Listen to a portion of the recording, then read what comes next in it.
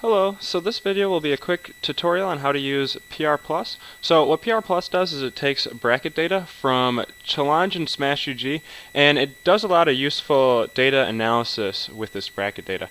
So we'll get right into it. So there are a few ways of importing data. You can do it manually by entering matches here, which is very straightforward. You enter the winner's tag, the loser's tag, the winner's score, the loser's score, and whatever you want to call the event, and then you just press enter. And then you can do the same thing with a tournament. You can enter the standings in order, and then when you're done with it, you can add the event by giving it an event name and pressing enter. But the beauty of this program is that we can do this automatically given a Challenge or Smash GG URL.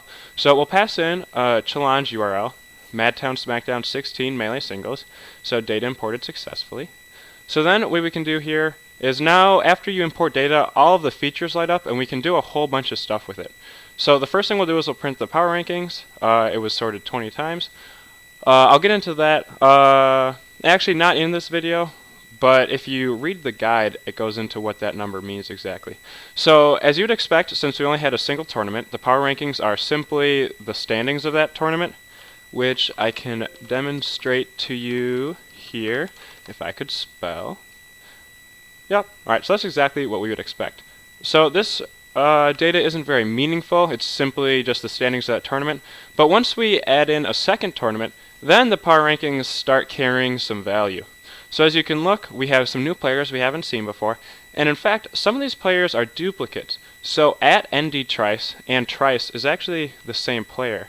So what we'll do is we'll merge at ND Trice into Trice, into Trice, players combined successfully. So then now what we can do is if we look for Trice, we have both players' sets here, and if we look for instead at ND Trice, at ND Trice is no longer in the system, it's only Trice, which is exactly what we would want. And in fact, there are also some other duplicates here. So North Korea Lord English is actually G Shihu.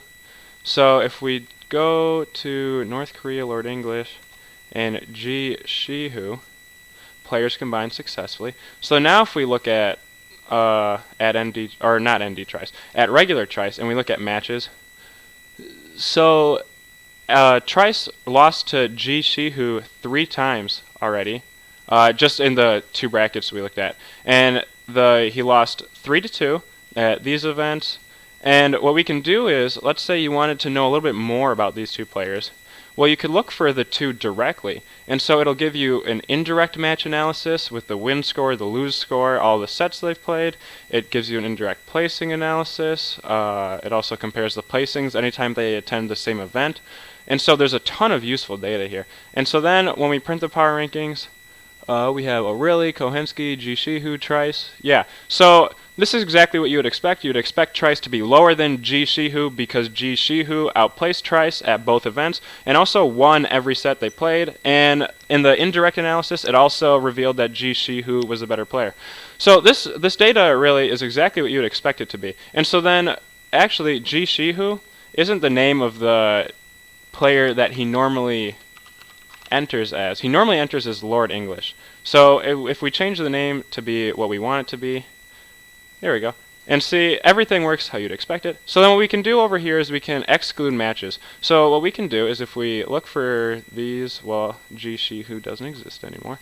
If we look for these 2 players, we can exclude a set between them. So what we can do is we get the winner's tag, the winner's score, the loser's score, and the loser's tag, which is just Trice, and then the event. So we'll pick this event, and then we can exclude the match. So then now what happens is when we look for these 2 players again, you see the game score goes down, there's less sets between them, and that's because we excluded the match. So this is, again, what you would expect. And then we can show excluded matches, that's the excluded match. Then we can also re-include the match, and so then when we look for players, it comes right back. And then we can do the same thing with placings. If we wanted to remove Trice's placing from MTSD 16, Melee Singles, we can do that. And then that also ends up changing the power rankings a little bit.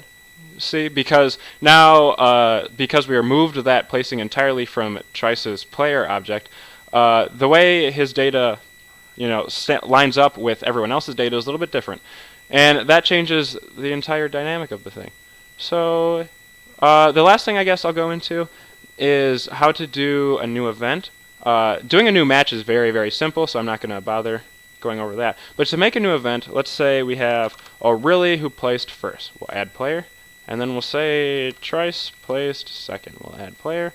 And then we'll say Lord English placed third. We'll add player.